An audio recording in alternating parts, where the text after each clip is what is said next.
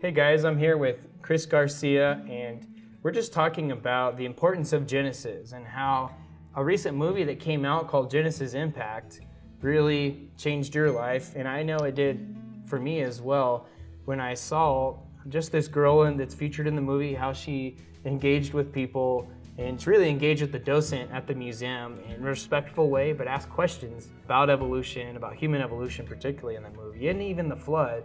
And does it line up with good logic and science, and how actually the science points to God's word being true? Like, what were your thoughts when you saw that movie? When I was growing up, evolution was a very strong topic for a lot of people. It was taught in schools, and that's what I believed until I found out about the reality of God. And then I started digging deeper, and I was taking classes, and I stumbled upon this book called Genesis Impact. Yeah, it kind of goes along with the movie too. What they talk about in there, what most stood out to me was that evolutionists don't really have the full picture mapped out, and they're running off hypotheses and theories.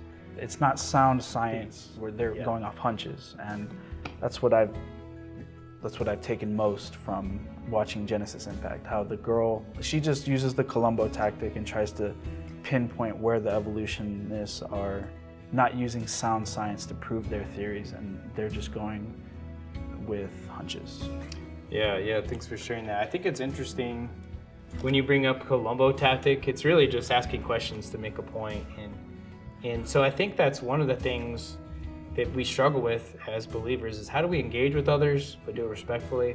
And one of the questions she brings up is, well, what do we do with the Laetoli footprints that predate when humans were even supposed to be around?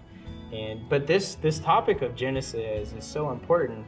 And of course, some believers try to combine it, saying God used evolution. The problem is you're saying that God's saying death is good before Adam and Eve, which really becomes a problem with the character of God and when sin and suffering entered the world. And so the problem of evil is answered really well, and sin, suffering, death didn't enter the world until after Adam and Eve sinned. But what are some other things that stand out to you about this movie that helped you? Well, it was interesting that they talk about a point in this book, and I watched it on YouTube as well.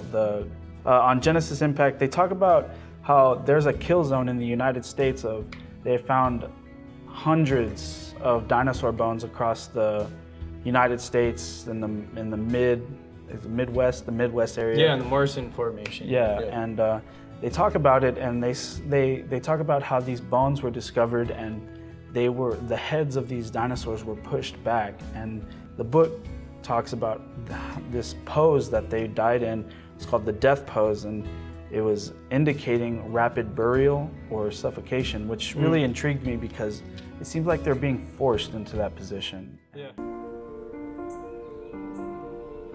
Well, I think over time, we evolved. You can see it in certain bones. The apes are like, you can see them evolving to look like us. Do you think man has a common ancestor with primates? Yeah, for sure. What do you believe? Honestly, I don't know anymore. I was just a little bit older than you when I had some of these same questions. I was fascinated with how we came into existence. So I studied both sides of the argument, and it all changed for me one day. It is my hope that you would take these theories and continue to help us prove just how evolution happens. Sir, I have a question. Don't you think that's an unusually long time without any transitions between apes to humans? It looks like there's a lot of speculation, even exaggeration. The Earth is billions of years old, which allows evolution to take place. I don't mean any disrespect, but I believe that the theory of evolution is the most fluent, ever-changing theory on the face of the planet.